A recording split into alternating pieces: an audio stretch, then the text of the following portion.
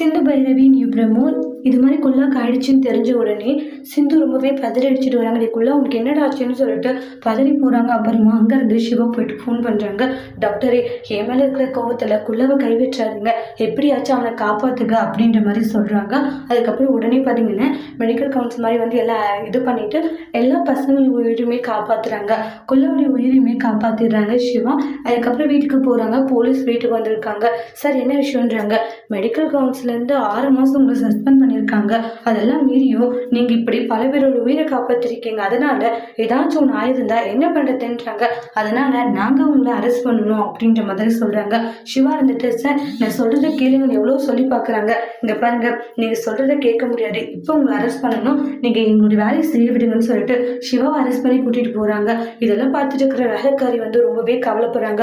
ஐயோ, doctor sir இப்படி arrest பண்ணி கூட்டிகிட்டு போயிட்டாங்களே அப்படின்ற மாதிரி வந்து சிட்டு ஃபீல் பண்ணுறாங்க. உடனே சிந்துவுக்கு கால் பண்ணி சொல்கிறாங்க, டாக்டர் சார் இது மாதிரி அரெஸ்ட் பண்ணி கூட்டிகிட்டு போயிட்டாங்க சிட்டு சிந்துன்றாங்க. என்ன சொல்லிட்டு இருக்க சிட்டு? ஆமாம், இப்போதான் வீட்டுக்கு வந்து எல்லாம் கூட்டிகிட்டு போனாங்கன்னு இந்த இடத்துல சிந்து ரொம்பவே ஃபீல் பண்ணுறாங்க. என்னால் டாக்டர் சார் எவ்வளோ கஷ்டப்பட்டுக்கிட்டு இருக்காரு, அவரை எப்படியாச்சும் காப்பாற்றணுமே சொல்லிட்டு சிந்து ரொம்பவே ஃபீல் பண்ணுறாங்க.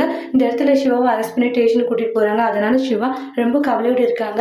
அடுத்து வரக்கூடிய பிரமோல சிந்து வந்து எப்படி சிவாவை வெளியே கொண்டு வர போகிறாங்கன்ட்டு வெயிட் பண்ணி பார்க்கலாம். தேங்க்யூ.